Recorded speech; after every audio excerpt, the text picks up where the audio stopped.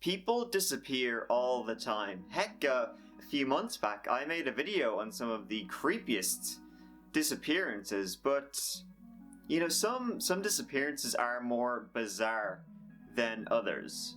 Lisanne Froon, 22, and Kris Kremers, 21, both grew up in Amersfoort. Froon had graduated with a degree in applied sciences from Deventer the previous September, and Kremers had just completed her studies in cultural social education, specialising in art education at the University of Utrecht. They both saved up money for 6 months and planned to go to Panama together on a special trip to learn Spanish as well as do some volunteering. The trip was also supposed to be a reward to Froon for graduating. Volunteers and Froon arrived in Panama for a 6-week vacation on March 15, 2014. They toured Panama for 2 weeks before arriving in Boquete on March 29th to live with a local family for a month while volunteering with children. On April 1st, they went hiking with their host's dog around 11 near the clouded forests that surrounded the Baru volcano, not far from Boquete. They wrote on Facebook that they were planning on going for a walk around the local area, and they were reportedly seen having brunch with 2 Dutchmen before leaving on the trail.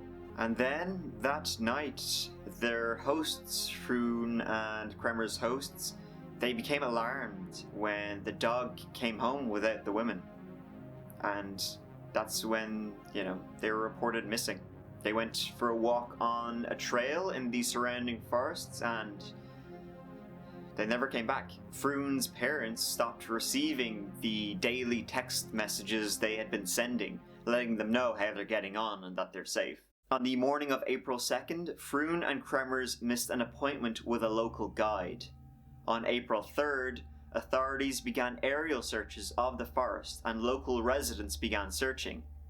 On April 6th, the parents of Kremers and Froon arrived in Panama along with police, dog units and detectives from the Netherlands to conduct a full-scale search of the forests for 10 days. The parents offered $30,000 reward for information on their disappearance. And then 10 weeks after the disappearance, a local woman turned in Froon's blue backpack, which she said she had found in a rice paddy by a riverbank near her village. She said she was sure it had not been there the day before.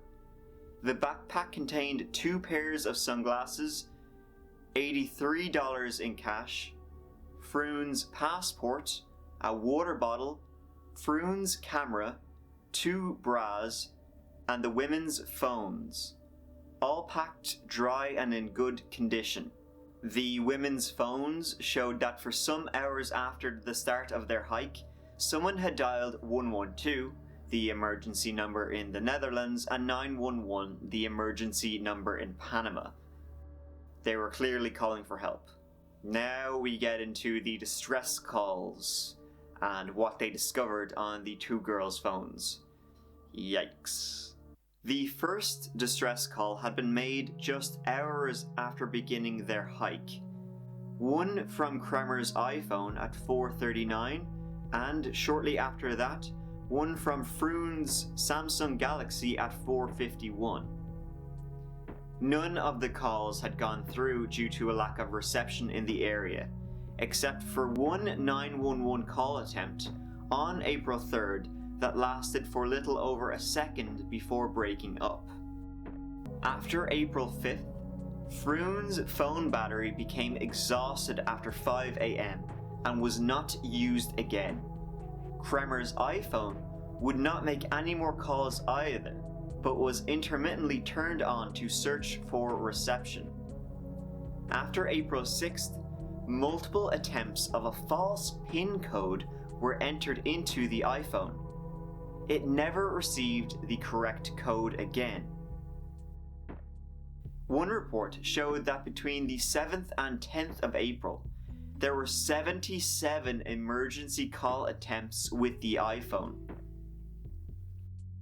On April 11th, The phone was turned on at 10:51 and was turned off for the last time at 11:56. Froon's camera contained photos from April 1st, suggesting that the women had taken a trail at the overlook of the Continental Divide and wandered into some wilderness hours before their first attempt to reach 911, but there were no signs of anything unusual in the pictures. On April 8th, 90 flash photos were taken between 1 a.m. and 4 a.m., apparently deep in the jungle and in near complete darkness. A few photos showed that they were possibly near a river or ravine. Some show a twig with plastic bags and candy wrappers on top of a rock. Another shows what looks like toilet paper and a mirror on another rock. And another shows the back of Kremers' head with what looks like blood from her temple. So, what does that tell us? Well, they went off trail, they got lost in the jungle, they probably used their phone camera flash, to see in the dark, and it took pictures. There was blood from the head, so maybe there was a picture of a ravine or a river, maybe they fell, got injured somehow, and then they were never heard from again. But why did they go off trail? And what really happened? Well, let me tell you, the story ain't over yet. The discovery of the backpack led to new searches. Kremers' jean shorts, zipped and neatly folded, were found on top of a rock on the opposite bank of the tributary from where Froon's backpack had been discovered, a few kilometers away. 2 months later, closer to where the backpack was found, a pelvis and a boot with a foot inside of it were also found. Where's the leg? Soon, at least 33 widely scattered bones were discovered along the same riverbank. DNA testing confirmed they belonged to Froon and Kremers. Froon's bones still had some skin attached to them, but Kremers' bones appeared to have been bleached. The trail went completely dead after that. No one really knows what happened. Well, apart from the two girls, but something tells me they're not talking anytime soon. A final search for further remains and to conclusively discover what happened to the girls took place not too long ago. Much of the search was hampered by bad weather, particularly the intended use of cadaver dogs, but investigators were able to examine various theories and reach some conclusions about the girls' disappearance. The investigation agreed that it was virtually impossible for the girls to have got lost and wandered unwittingly from the trail. The investigators also considered it highly unlikely that they had fallen victim to some criminal activity. A particular part of the trail was identified separately by several investigators as a potential spot where someone could fall down into one of the tributaries of the river. The same river where many of the remains and backpack, stuff like that, were found. So it's likely they fell in and their remains were just scattered everywhere across the surrounding area, and then maybe wild animals got at their remains. The point where a faller would have landed was independently identified by a local very familiar with the area as the location where the nighttime pictures were taken. Someone slipping from the trail at that point would fall up to 40 meters and end up in an area surrounded by waterfalls and steep cliffs they wouldn't have been able to climb back up from, had they survived the fall to even be able to do so. Such a massive fall is apparently also consistent with the state of those of the girls' remains that have been recovered. The exact details of what happened to Lisanne and Kris will probably never be discovered, but both their parents have expressed relief at discovering the likely cause of their disappearance. There's something still fishy about it. I mean, okay, so maybe they fell off. They went off the trail for some reason. They fell down the ravine, possibly got injured, explained some of the blood. then tried to call for help during the night. They tried to see where they are.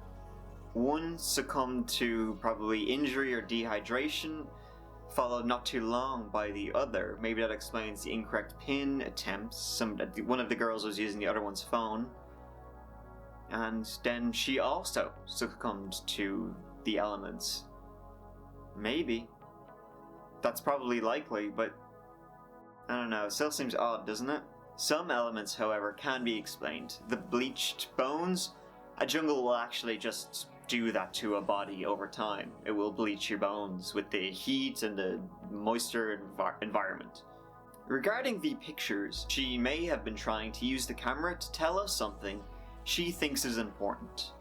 Something that went down that night. She wanted to record it for her loved ones or whoever else. The photos also tell us that the women had been behaving rationally and intelligently, using whatever they had available to signal rescuers. For example, one picture shows a crude but effective direction marker made out of sticks and orange plastic. If one of them was injured or deceased at that point, it was likely Kris. A single close-up appears to show a wound to the right side of her head in the temple area, showing her hair color. A possible fatal injury to Kris might be the reason these strange night pictures were made in the first place.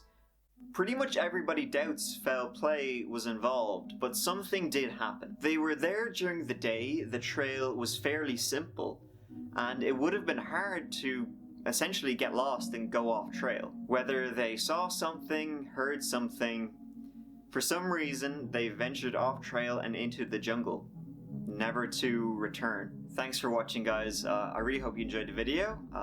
I'll see you in the next one. Alright, drive safe.